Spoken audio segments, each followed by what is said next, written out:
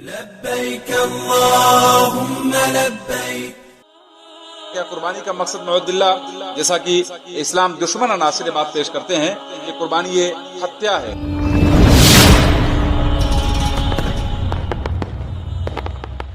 اصل قربانی ہتیا نہیں ہے بلکہ قربانی اللہ رب العالمین کی بندگی ہے۔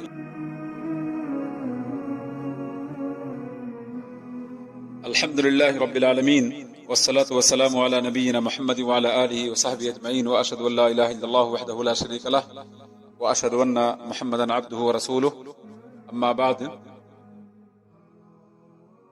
آئیے ذرا ایک سوال پہ غور کیا جائے جس سوال کو عام طور پہ آج بہت سے لوگ پیش کرتے ہیں۔ وہ سوال یہ ہے کہ کیا قربانی کا مقصد خون بہانا ہے؟ کیا قربانی کا مقصد جانوروں پر ظلم و ستم کرنا ہے؟ یا کیا قربانی کا مقصد نعوذ باللہ جیسا کہ اسلام دشمن عناصر بات پیش کرتے ہیں کہ قربانی یہ ہتیا ہے؟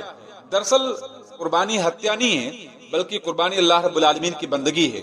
قربانی جانوروں کے حقوق کی معرفت ہے، کیونکہ قربانی کا مقصد اگر ہتیا ہوتا تو ہمیں غور کرنا چاہیے کہ اللہ رب العالمین نے آخر قتل کو کیوں حرام قرار دیا ہے۔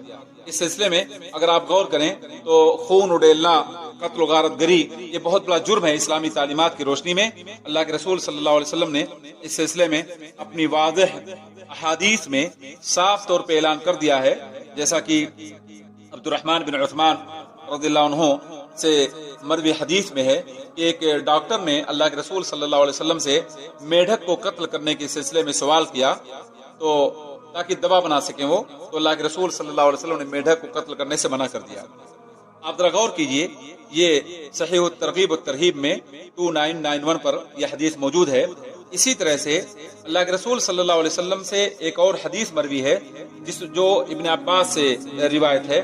وہ کہتے ہیں کہ ان نبی صلی اللہ علیہ وسلم نہا عن قتل 40 من الدواب النملہ والنحلہ والہدہد والسرد۔ اس کا مطلب یہ ہوا کہ نبی صلی اللہ علیہ وسلم نے 4 چوپایوں کو قتل کرنے سے منع کیا ہے۔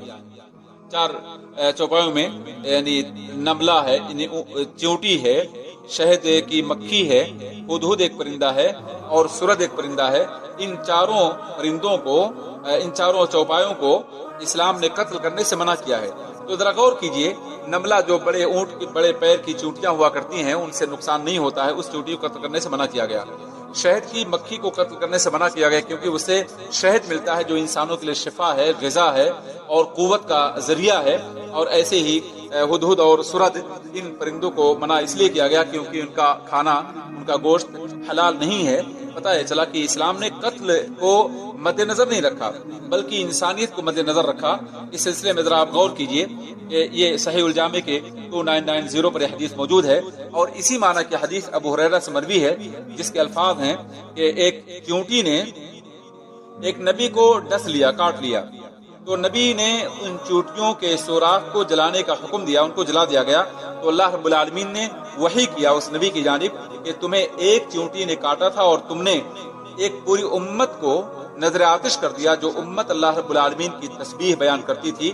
ذرا آپ غور کیجئے، جب اللہ رب العالمین نے نبی پر وحی نازل کیا کہ تم نے چیونٹیوں کی جماعت کو کیوں کر نظر آتش کر دیا اور یہ ظلم ہے، جب نبی کو یہ تنبیہ ہو سکتی ہے تو عام انسانوں کو قتل کے سلسلے میں کیا تنبیہ ہونی چاہیے؟ آپ اس کا بخوبی اندازہ لگا سکتے ہیں۔ یہ حدیث صحیح الترغیب میں 2989 پر موجود ہے۔ بہر صورت آپ غور کیجئے، قربانی کا مقصد جیسا کہ بعض لوگ سمجھتے ہیں کسی کو تکلیف پہنچانا، کسی کو چڑھانا، ہرگز یہ قربانی کا مقصد نہیں ہے۔ اسی لیے مسلمان اسلامی تعلیمات کی پابندی کرتے ہوئے اپنی قربانی کو بڑے سلیقے سے، بڑے ڈھنگ سے اور رازدارانہ انداز میں اس کے ذبح کرتا ہے، اور ذبح کرنے کے بعد جو زائد سامان بچتے ہیں، فضلات بچتے ہیں، انہیں سلیقے سے اسلامی تعلیم کے مطابق زمین میں دفن کر دیتا ہے، کیونکہ اسلام نظافت کا دین ہے، صفائی ستھرائی کا دین ہے اور کسی کو اذیت سے محفوظ کرنے کا دین ہے۔ کسی کو تکلیف پہنچانے کی تعلیم اسلام نے نہیں دی ہے۔ اس سلسلے میں آپ ذرا غور کیجئے، ابو ہریرہ رضی اللہ عنہ سے مروی حدیث جس میں اللہ کے رسول صلی اللہ علیہ وسلم کے بارے میں وہ کہتے ہیں کہ بینما رجل یمشی بطریق وجد غصن شوک فاخرہ عن الطریق فشکر اللہ لہ فغفر لہ۔ یہ حدیث صحیح الترغیب میں 2929 پر موجود ہے، جس کا مطلب یہ ہوا کہ ایک آدمی راستے میں چلتے ہوئے ایک کانٹے دار ٹہنی کو پاتا ہے اور اسے راستے سے ہٹا دیتا ہے۔ اللہ رب العالمین کو اس کی ادا بہت پسند آتی ہے اور اللہ اس کی مغفرت کر دیتا ہے۔ ذرا اسی سلسلے میں ایک اور حدیث آپ سماعت کیجیے جو انس بن مالک سے مروی ہے کہ لوگوں کے راستے میں ایک درخت پڑا ہوا تھا اور ایک آدمی ادھر سے گزرا اور اس نے راستے سے اس کو پھینک دیا. اللہ کے رسول صلی اللہ علیہ وسلم نے اس آدمی کے بارے میں بشارت دیا فَلَقَدْ رَأَيْتُ يَتَقَلَّبُ فِي ظِلِّهَا فِي الْجَنَّةِ، میں نے اس آدمی کو دیکھا کہ اس لکڑی یا اس ٹہنی کے سائے میں جنت کی نعمتیں اسے میسر ہیں، وہ جنت میں نعمتوں سے لطف اندوز ہے. یہ حدیث بھی میرے بھائیو صحیح الجامع میں 2977 پر موجود ہے.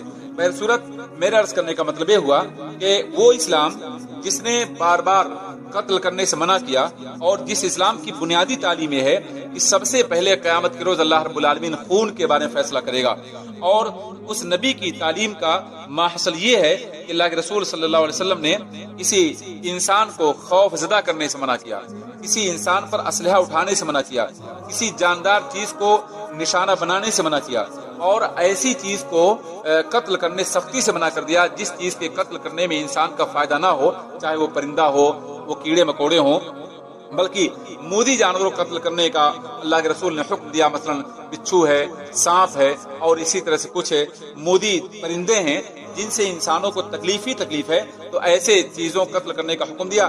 باقی اور چیزوں کو قتل کرنے سے سختی سے منع کر دیا.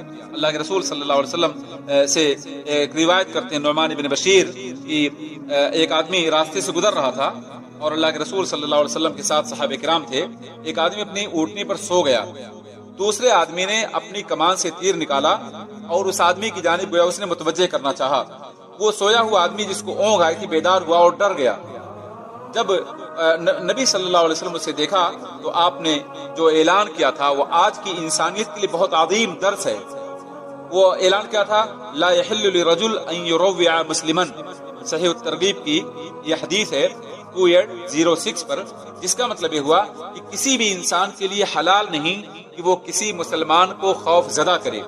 اور اللہ کے رسول صلی اللہ علیہ وسلم نے اسی معنی کے اور بہت ساری احادیث بیان کی ہیں جن احادیث کا مفاد یہ ہے کہ کسی بھی انسان کے لیے قطعی طور پہ جائز نہیں ہے کہ کسی انسان کو لکڑی سے، اسلحے سے یا کسی بھی چیز سے خوفزدہ کرے. اور انسان کسی انسان کی جانب اگر اسلحہ اٹھانے کی کوشش کرتا ہے، چاہے وہ تفریح میں ہو، دلچسپی میں ہو، وقت گزاری کے لیے ہو، تو ایسی تمام چیزوں کو اللہ کے رسول صلی اللہ علیہ وسلم نے حرام قرار دیا ہے، بلکہ ایسے انسان کے بارے میں صاف طور پہ کہہ دیا ہے کہ اس کا شمار ہماری اسلامی شریعت سے نہیں ہے. آپ ذرا غور کیجئے، اسلام نے قتل نفس کو حرام قرار دیا اور قتل نفس کے بارے میں بہت صاف اعلان اسلام نے کیا ہے. عبداللہ بن عمر کی حدیث کے مطابق اللہ کے رسول صلی اللہ علیہ وسلم نے کہا لزوال الدنیا اہون علی اللہ من قتل رجل المسلمین. یہ حدیث صحیح الترغیب میں 2439 پر دیکھی جا سکتی ہے، جس کا مطلب دنیا کا زائل ہو جانا، ختم اور فنا ہو جانا اللہ کے لیے زیادہ آسان ہے بنسبت کسی مسلمان کے قتل کیے جانے سے. تو ذرا آپ غور کیجئے، اتنے عظیم تعلیم اسلام نے دیا ہے، اور اسلام نے صرف ہی نہیں کسی تعلیم پر اکتفا کیا بلکہ اسلام نے کسی ایسے شخص کو قتل کرنے کی سخت وعید سنائی ہے جو انسان کسی انسان کو قتل کرے. مثلا کوئی کافر ہے، اگر اسلام ملک میں معاہدے کے طور پر رہتا ہے یا جزیہ ادا کر کے رہتا ہے یا اس کے ساتھ ایمبیسی کا کوئی معاملہ ہے، تو ایسے انسان کو رسوا کرنا، اسے قتل کرنا، اس کو تکلیف پہنچانا سخت گناہ اسلام میں شمار کیا گیا ہے. عبداللہ بن عمرو بن العاص کے حدیث میں نبی کا فرمان ہے من قتل معاہدا لم یرح رائحۃ الجنہ، جو شخص کسی ایسے انسان کو قتل کرنے کی کوشش کرے جس سے عہد و پیمان ہے، تو ایسا انسان جنت کی خوشبو نہیں پائے گا، حالانکہ جنت کی خوشبو بہت دور سے پائی جاتی ہے. اور اسلام نے صرف یہ نہیں کی یعنی دوسروں کو قتل کرنے سے منع کیا، بلکہ انسان نے خود کسی بھی انسان کو اپنے نفس کو قتل کرنے سے سختی سے منع کیا ہے. اللہ کے رسول صلی اللہ علیہ وسلم نے کہا ابو ہریرہ کی روایت کے مطابق من حسا سمن فسمه في يده يتحساه في نار جہنم، جس کا مطلب یہ ہوا جو شخص اپنے آپ کو زہر کھا کر مار ڈالے یا زہر سونک کر مار ڈالے تو اس کا زہر اس کے ہاتھ میں رہے گا، جہنم میں اس زہر سے اس کو تکلیف پہنچائی جائے گی، اسے سونکتا اٹھایا جائے گا.